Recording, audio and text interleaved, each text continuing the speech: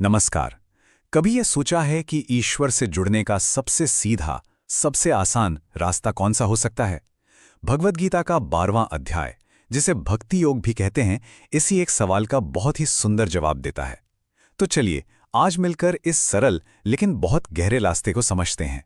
तो ये सब शुरू होता है एक बहुत ही बुनियादी सवाल से, जो हम सबने शायद कभी ना कभी खुद से पूछा ही होगा। अगर ईश्वर तक पहुंचना है तो सबसे आसान रास्ता क्या है? और ये कोई पुराना सवाल नहीं है, बल्कि आज की दुनिया में भी ये उतना ही जरूरी है। आइए इसका जवाब खोजते हैं। गीता इसका जवाब देती है भक्ति योग में, मतलब प्रेम और समर्पण का रास्ता। पर ओके, यहाँ भक्ति का मतलब सिर्फ मंदिर जाना या पूजा पाठ करना नहीं है। गीता इसे जीवन जीने की एक कला कहती है, एक ऐसा तरीका जो हमारे हर रोज के काम को भी एक गहरा मतलब दे देता है। और इस पूरे अध्याय की शुरुआत होती है अर्जुन के एक बहुत ही जरूरी सवाल से। जरा सोचिए, चारों तरफ युद्ध का मैदान है और ठीक उसके बीच में अर्जुन अपने गुरु श्री कृष्ण से एक ऐसा सवाल पूछते हैं जो आज भी हम सबको सोचने पर मजबूर कर देता है। अर्जुन का सवाल एकदम सीधा है। वो पूछते हैं, हे कृष्ण, एक तरफ वो भक्त हैं जो आपकी मूर्ति या छवि, मतलब आपके साकार रूप की पूजा करते हैं, और दूसरी तरफ वो हैं जो आपके निराकार यानी उस रूप का ध्यान करते हैं जिसका कोई आकार नहीं है, जो हर जगह है। इन दोनों में से श्रेष्ठ योगी किसे माना जाए? तो मतलब यहाँ दो रास्ते सामने रखे गए हैं। एक, ईश्वर को एक रूप में पूजना, जैसे किसी मूर्ति में या तस्वीर में, और दूसरा रास्ता है ईश्वर को बिना किसी रूप के एक अनंत शक्ति के तौर पे मानना। अर्जुन बस यही जानना चाहते हैं कि इन दोनों में से बेहतर रास्ता कौन सा है। अब अर्जुन के इस सवाल पर श्री कृष्ण का जो जवाब आता है ना, वो बहुत ही प्रैक्टिकल है, बहुत ही कमाल का है। वो किसी एक रास्ते को सही और दूसरे को गलत नहीं ठहराते, बल्कि एक ऐसा सॉल्यूशन देते हैं जो हर किसी के लिए काम का हो। श्री कृष्ण कहते हैं, अर्जुन देखो, दोनों ही रास्ते मुझ तक ही आते हैं और दोनों ही श्रेष्ठ हैं। लेकिन फिर वो एक बहुत गहरी बात समझाते हैं। वो कहते हैं कि हम जैसे लोग जिनका मन शरीर से जुड़ा है, हमारे लिए बिना किसी रूप वाली निराकार शक्ति पर ध्यान लगाना बहुत मुश्किल हो सकता है।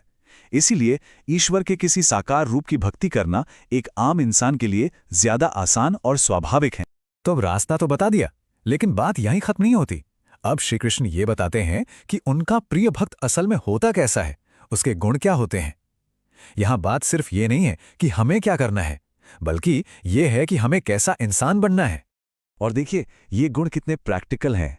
वो इंसान जो किसी से नफरत नहीं करता, जो सबके लिए मन में दया रखता है, जिसके अंदर मैं और मेरा वाला घमंड नहीं है, जो जिंदगी के उतार चढ़ाव मतलब सुख और दुख दोनों में शांत और स्थिर रहता है, और सबसे बड़ी बात, जो अपने हर काम का नतीजा ईश्वर पर छोड़ देता है, मतलब पूरी तरह से सरेंडर कर देता है। तो फिर इन सब बातों का असली मतलब क्या निकला? भक्ति है क्या असल में? श्री कृष्ण ये भी साफ करते हैं कि भक्ति क्या नहीं है, ताकि कोई कंफ्यूजन ना रहे और हम उसके असली रूप को पहचान सकें। तो समझिए, भक्ति कोई दिखावा नहीं है, बल्कि ये सच्चा और पूरा विश्वास है। ये डर से पैदा नहीं होती, ये तो प्रेम से आती है, और इसमें कोई स्वार्थ, कोई सेल्फिशनेस नहीं होती। ये तो बस ईश्वर के साथ एक प्योर लव और ट्रस्ट का कनेक्शन है।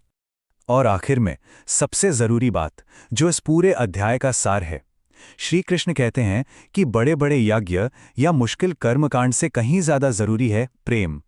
जो भक्त पूरी श्रद्धा और प्रेम से बस उन्हें याद करता है, वही उन्हें सबसे ज्यादा प्यारा है। बात सिर्फ प्रेम की है। अच्छा, अब सवाल ये उठता है कि ये हजारों साल पुरानी बात आज हमारे लिए कैसे जरूरी है? आज की हमारी इस भागदौड़ भरी जिंदगी में भक्ति योग का क्या काम है? हम सब ये महसूस करते हैं कि आज की दुनिया में कितना तनाव है। हमारा दिमाग या तो भविष्य की प्लानिंग में उलझा रहता है या अतीत की बातों में, और नतीजा क्या होता है? मन में एक अजीब सी बेचैनी, एक रेस्टलेसनेस बनी रहती है। और बस यहीं पर भक्ति एक बहुत ही पावरफुल टूल की तरह सामने आती है। ये हमें एक सहारा देती है, एक एंकर देती है जिस पर हम अपना ध्यान टिका सकते हैं। और यही भक्ति वो शक्ति है जो बाहर के हालात चाहे जैसे भी हों, हमें अंदर से शांत और स्थिर रखने की ताकत देती है। तो चलिए इस विश्लेषण को हम एक विचार के साथ खत्म करते हैं।